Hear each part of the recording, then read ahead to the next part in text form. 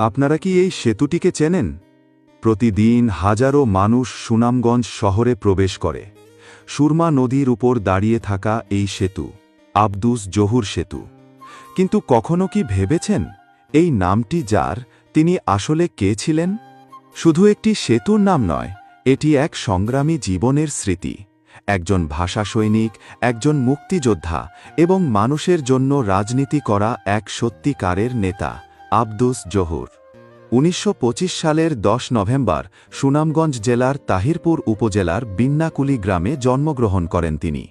ছাত্রজীবন থেকেই অন্যায়ের বিরুদ্ধে প্রতিবাদ ছিল তার স্বভাব।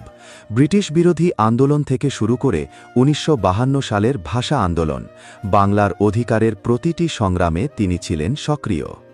বাংলা ভাষার মর্যাদা রক্ষার আন্দোলনে তিনি শুধু দর্শক ছিলেন না, ছিলেন একজন সাহসী অংশগ্রহণকারী। আর ১৯৭১ সালে মহান মুক্তিযুদ্ধ শুরু হলে দেশের স্বাধীনতার জন্য নিজেকে উৎসর্গ করেন। ১৯৭০ সালের নির্বাচনে প্রাদেশিক পরিষদের সদস্য নির্বাচিত হন। স্বাধীনতার পর ১৯৭৩ সালে সিলেট ৫ এবং ১৯৯১ সালে সুনামগঞ্জ ৪ আসন থেকে জাতীয় সংসদ সদস্য নির্বাচিত হয়ে জনগণের অধিকার রক্ষায় কাজ করে গেছেন। তিনি দীর্ঘদিন সুনামগঞ্জ জেলা আওয়ামী লীগের সাধারণ সম্পাদক ও সভাপতি হিসেবে দায়িত্ব পালন করেন।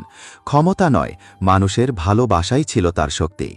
তার শ্রণনে এবং সুনামগঞ্জবাসীর যাতায়াতের সুবিধার্থে সুরমা নদীর উপর নির্মিত হয়েছে আব্দুস জহুর সেতু। আজও এই সেতু শুধু পথই তৈরি করে না, একজন নেতার স্মৃতিও বহন করে। ২০০৭ সালের ২২ মে তিনি পৃথিবী থেকে বিদায় নেন, কিন্তু তার আদর্শ রয়ে গেছে সুনামগঞ্জের মানুষের হৃদয়ে। ইতিহাসকে জানতে হলে আমাদের শিকড়কে জানতে হবে। এমন আরও ইতিহাস জানতে ভিডিওটি লাইক দিন, শেয়ার করুন এবং ফলো করুন সুরমা নাট্য প্ল্যাটফর্ম। আমি ছিলাম, আবার দেখা হবে নতুন ইতিহাসের গল্পে।